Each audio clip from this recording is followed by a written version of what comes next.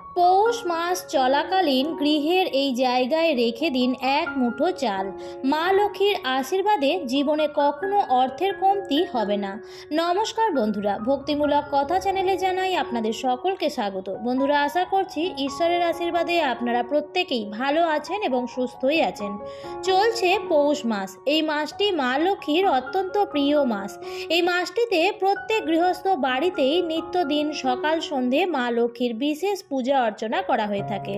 গৃহস্থ বাড়িতে সুখ শান্তি এবং সমৃদ্ধির জন্য পৌষ মাসের প্রত্যেক কটি দিনই মা লক্ষ্মীর আরাধনা করাও অত্যন্ত শুভ বলে মনে করা হয়। অগ্রহায়ণ মাসে নতুন শস্য ঘরে তোলা হয়, তাই পৌষ মাসে প্রায় বাড়িতেই ধানের গোলা পূর্ণ থাকে। পৌষ মাসে প্রচুর বাড়িতেই মা লক্ষ্মীর বার্ষিকী পূজাটিও হয়ে থাকে। গ্রাম বাংলার দিকে এখনও ধান্য লক্ষ্মীর পূজা প্রচলিত আছে, তাই সেই ধান বা চালের কিন্তু একটি বিশেষ গুরুত্ব আছে।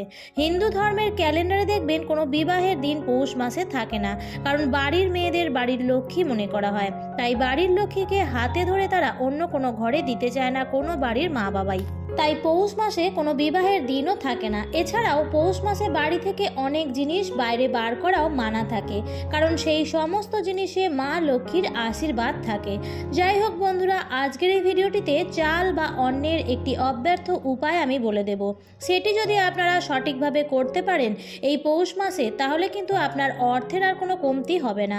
অর্থ রোজগারের নতুন রাস্তা পাবেন এবং বেশি পরিমাণে অর্থ আপনার ঘরে আসবে। অর্থ আগমনের পথে যদি কোনো বাধা থাকে তাহলে সেটিও দূর হয়ে যাবে। এর ফলে আপনার জাগতিক উন্নতি ঘটবে এবং ব্যবসা করলে ব্যবসাতেও লাভের মুখ দেখবেন। সর্বোপরি পরিবারের মঙ্গলই হবে। চলুন বন্ধুরা, ভিডিওটি শুরু করা যাক। তবে মূল পর্বে যাওয়ার আগে আমার সকল বন্ধুদের উদ্দেশ্যে একটি কথা বলবো যে আজকের ভিডিওটি সম্পূর্ণরূপে দেখবেন এবং দেখার পর যদি ভালো লাগে তাহলে অবশ্যই লাইক করবেন এবং কমেন্টসে লিখবেন জয় মা লক্ষ্মীর জয়। এবং বন্ধুরা, ভিডিওটি শেয়ার করে দেবেন আপনাদের নিকট আত্মীয় স্বজন এবং বন্ধু বান্ধবদের সাথে। আমি সাধারণত আমার চ্যানেলে পুজো পাঠ, তত্ত্বকথা, বাস্তু টিপস এবং নানা প্রকার উপায় বিধির উপর ভিডিও বানিয়ে থাকি। চ্যানেলটি আপনার কাছে নতুন হলে সাবস্ক্রাইব করে রাখার অনুরোধ জানালাম। এই উপায়টি করবার জন্য আপনাদের লাগবে শুধুমাত্র চাল। হ্যাঁ বন্ধুরা, 21টি অক্ষত আতপ চাল লাগবে। বন্ধুরা, যে কোনো পূজা অর্চনায় বা যে কোনো উপায় বিধি করবার জন্য যে চাল ব্যবহার করা হয় সেটি কিন্তু ভালো করে বেছে নেওয়া দরকার। কারণ যদি ভাঙা চাল হয়, অর্থাৎ যদি ক্ষত চাল হয়, তাহলে কিন্তু কোনো উপায়ই সম্পন্ন হয় না। বা আপনি যদি চাল দিয়ে কোনো পূজা অর্চনা করতে চান, যেমন শিবলিঙ্গে অর্পণ করা বা গণেশ ঠাকুরকে তিলক পরানো, যে কোনো কাজেই অক্ষত চাল লাগে। আপনি গুনে গুনে 21টি চাল ভালো করে বেছে নিয়ে নেবেন।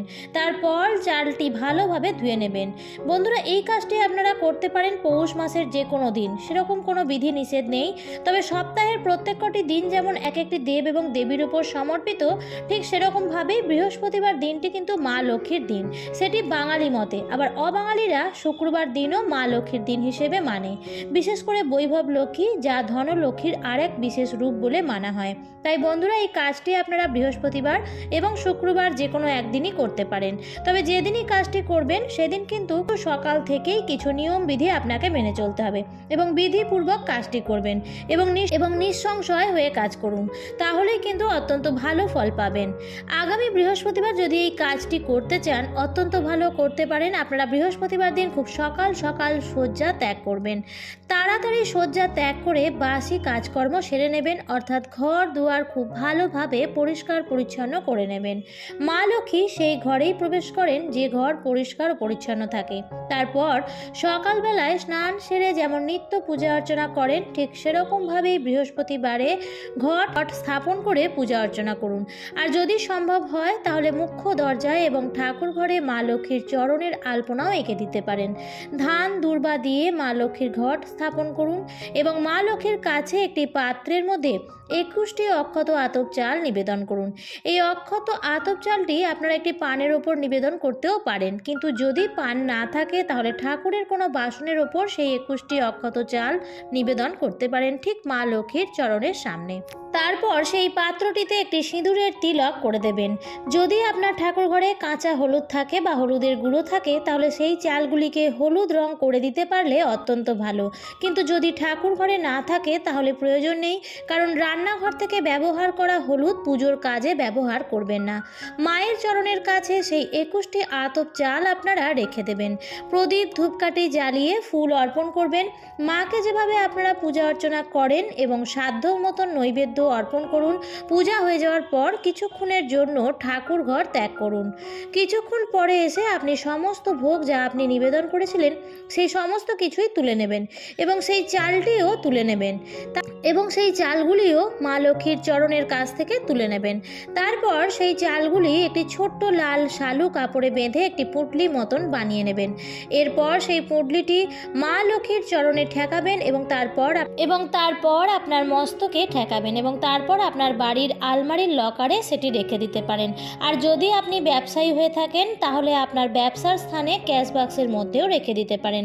যদি কোনোভাবেই আপনার হাতে অর্থ থাকছে না, বারবার কোনো না কোনোভাবে আপনার অর্থ অপচয় হতে থাকছে, তাহলে আপনি আপনার মানি ব্যাগেও এটি রাখতে পারেন।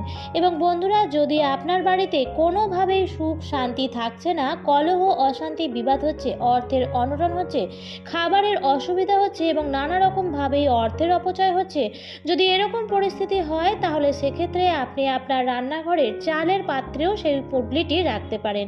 মা লক্ষ্মীর আশীর্বাদ ধন্য এই জিনিসটি পয়সাকে আকৃষ্ট করে। যেখানে এই জিনিসটি থাকবে সেখানেই মা লক্ষ্মীর আশীর্বাদ থাকবে। তবে বন্ধুরা, বৃহস্পতিবার দিন অথবা শুক্রবার দিন যেদিনই আপনারা এই কাজটি করুন না কেন, কিছু নিয়ম বিধি অবশ্যই পালন করবেন। প্রথমেই তো আমি বলে দিয়েছিলাম পরিষ্কার পরিচ্ছন্নতার দিকটি বিশেষভাবে খেয়াল রাখবেন এবং তার সাথে সাথে বাড়ির পরিবেশও যেন ভালো থাকে সেই ব্যাপারটিও খেয়াল রাখবেন। অর্থাৎ এই দিন যেন কোনো রকম ঝগড়া ঝামেলা বা অশান্তি না হয়, অর্থাৎ বাড়ির পরিবেশে শান্তি বজায় রাখার চেষ্টা করবেন। এবং বন্ধুরা, যেদিন এই কাজটি করবেন সেদিন চেষ্টা করবেন নিরামিষ আহার গ্রহণ করে এই কাজটি করার। তাই এই উপায়টি পৌষ মাসের বৃহস্পতিবার বা শুক্রবার যে কোনো একদিন করেই দেখুন। মা লক্ষ্মীর আশীর্বাদে কখনো অর্থের ও অন্নের কমতি হবে না। পয়সা যেখান থেকেই হোক চুম্বকের মতো আসবে আপনার কাছে। এবং বন্ধুরা, অর্থ অপচয় হওয়াও বন্ধ হবে। পরিবার থেকে রোগ শোক দুঃখ দারিদ্রতা দূরে যাবে। বন্ধুরা, মা লক্ষ্মীকে আমরা সকলেই প্রতিদিন স্মরণ করি এবং তার পুজো করি কোনো ত্রুটি না রেখে। তবে শুধুমাত্র পুজো করলেই তো হবে না, তার সঙ্গে খেয়াল রাখতে হবে কোন কাজ করার মাধ্যমে আমরা বেশি করে মা লক্ষ্মীকে সন্তুষ্ট করতে পারবো বা তার কৃপা লাভ করতে পারবো। তাই বন্ধুরা, এই উপায়টি পৌষ মাস চলাকালীন একবার করুন, আপনারা অবশ্যই ভালো ফল পাবেন। আমার আজকের পর্বটি এই পর্যন্তই। ভিডিওটি দেখে ভালো লাগলে লাইক কমেন্ট এবং শেয়ার করতে ভুলবেন না। এবং বন্ধুরা, আপনারা যদি এই চ্যানেলের নতুন হয়ে থাকেন তাহলে এই ধরনের আরও ভিডিও পাওয়ার জন্য চ্যানেলটিকে সাবস্ক্রাইব করে পাশে থাকা বেল আইকনটির অল লেখাটিতে ক্লিক করে রাখবেন। আবার দেখা হবে পরবর্তী নতুন কোনো ভিডিওতে। ভালো থাকবেন, সুস্থ থাকবেন। ধন্যবাদ।